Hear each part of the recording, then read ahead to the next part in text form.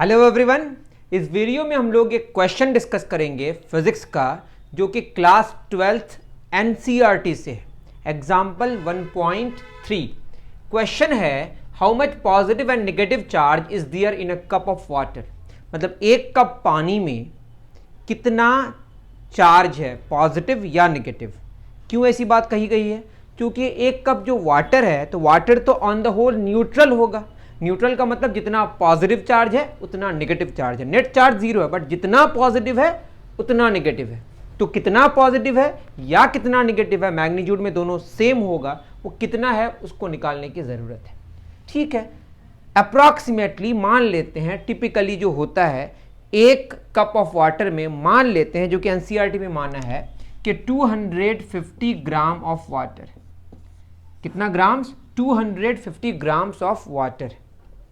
Clear है? तो अगर हम बात करें, सबसे पहले निकालें number of moles. Number of moles तो क्या होता है? This is mass by molar mass, है ना।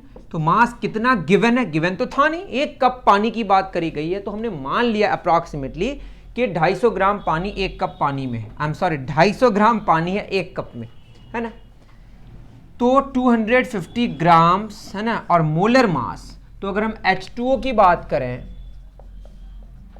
मोलर मास, है ना, H2O की बात करें तो हाइड्रोजन का जो मोलर मास है वो 1 ग्राम है एक हाइड्रोजन का। तो क्या होगा? 2 × 1, है ना। और ऑक्सीजन का 8 होता है एटॉमिक नंबर, लेकिन मास नंबर कितना? 16, दैट इज 16, जानते ही होंगे आप।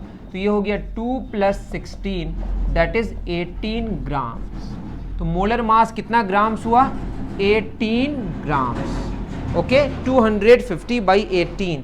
तो ये अगर हम देखें ग्राम ग्राम कैंसिल होगा, ये आएगा 125/9। तो नंबर ऑफ मोल्स आया 125/9, है ना।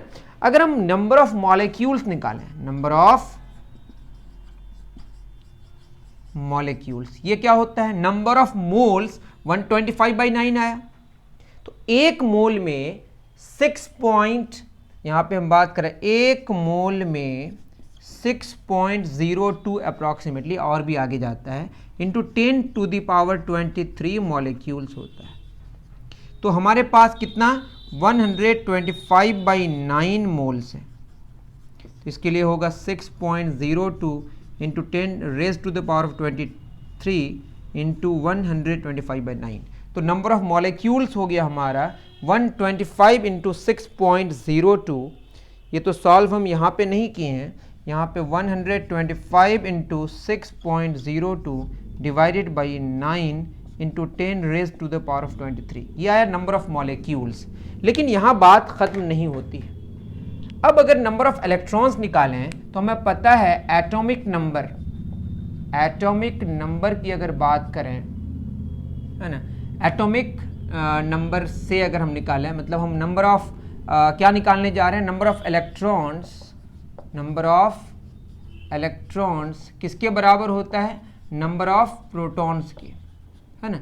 लेकिन हम H2O की अगर बात करें तो हाइड्रोजन में एक प्रोटॉन होता है, एक इलेक्ट्रॉन होता है और न्यूट्रॉन नहीं होता है। वैसे न्यूट्रॉन की हमें ज़रूरत नहीं है, बट जानना ज़रूरी है कि हाइड्रोजन में एक प्रोटॉन एक इलेक्ट्रॉन, एक प्रोटॉन में मतलब प्रोटॉन में पॉजिटिव चार्ज, इलेक्ट्रॉन में नेगेटिव चार्ज, लेकिन दोनों का वैल्यू सेम होता है। कितना वैल्यू होता है? 1.6 into 10⁻⁹ coulomb. 1.6 into 10⁻⁻19 coulomb. Electron में नेगेटिव होता है और प्रोटॉन में पॉजिटिव होता है।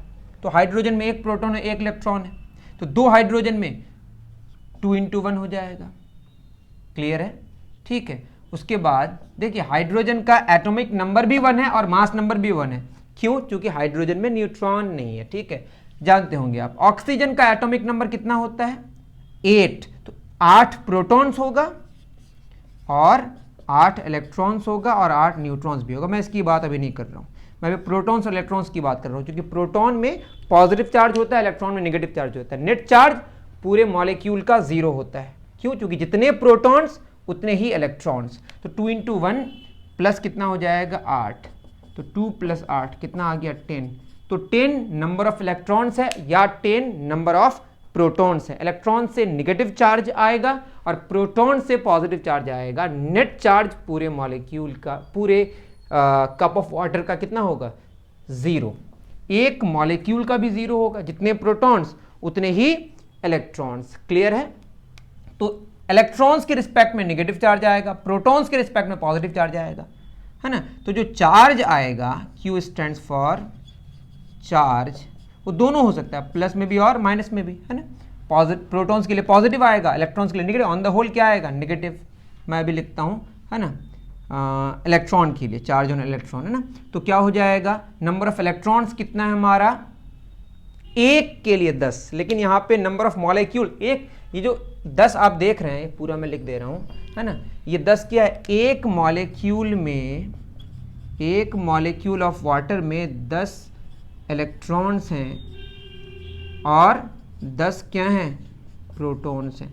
तो हमें कितना चाहिए, हमारे पास 6.02, 125 इंटू 6.02 कितना है, 125 into 6.02 divided by 9 into 10 to the power 23 molecules है।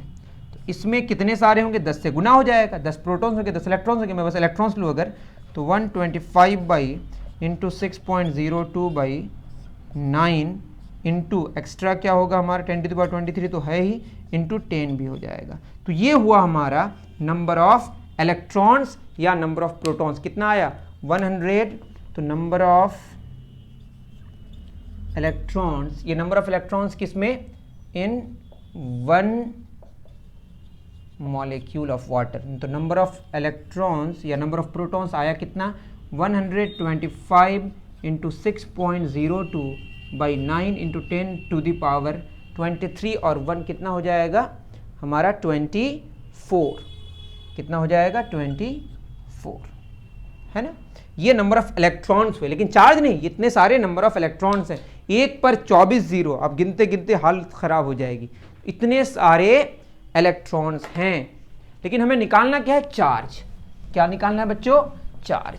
तो चार्ज ऑन इलेक्ट्रॉन की अगर बात करें, चार्ज ऑन मतलब चार्ज जो होगा, पॉजिटिव चार्ज या नेगेटिव चार्ज, है ना।